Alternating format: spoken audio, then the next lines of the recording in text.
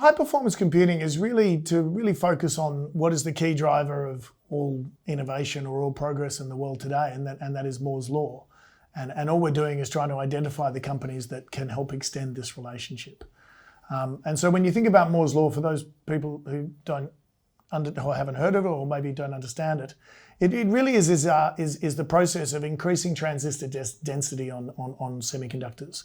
If we go back all the way to 1971, the first Intel chip had roughly 2,000 transistors on it. And over time, it used to double every 2 years. So the 2,000 went to 4,000, and the 4,000 went to 8,000, the 8,000 went to 16,000. And what this meant is, over time, computers got faster at an exponentially growing rate because they were able to increase the amount of transistors density on a semiconductor. And as we sit here today, the latest NVIDIA GPUs now have 54 billion transistors on them. And so what NVIDIA is doing is they are effectively becoming an enabler of the speeding up of compute power. And it is this speeding up of compute power that has a twofold effect. It, one, allows us to do more stuff, but two, it lowers cost.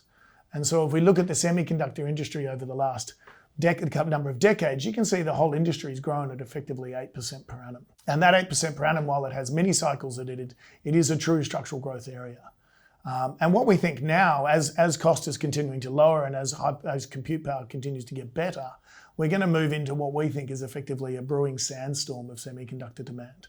If we look at the world, we see the Internet of Things, or effectively cheap devices allowing everything in the world to be connected, whether it's your traffic lights or your car park or your airport check-in or your COVID test. All of these things are effectively going to be connected. And all of that data is going to go up to the cloud. And in the cloud, you're going to use really high-end semiconductors, really high-performance compute semiconductors to process that data to provide artificial intelligence outcomes. And so what we think is this is going to be the key source of comparative advantage in the future. And so if we look at the industry as a whole over a very long time frame, we can now see 4 distinct phases. The first one being the mainframe phases, where computers were effectively in big rooms at NASA. The second being the personal computer era, where you got a computer at home. The third being the mobile computer era, where not only do you have a computer at home, but you had mobile devices and the Internet of Things all around the world connected. And then finally, we're moving into the artificial intelligence era. And so we think this will be the next big inflection in semiconductor demand. And all we're saying when we look at high performance computing is that what are the key companies that are going to enable this big inflection? Because they clearly have structural earnings growth, and that structural earnings growth should ultimately equal structural share price growth.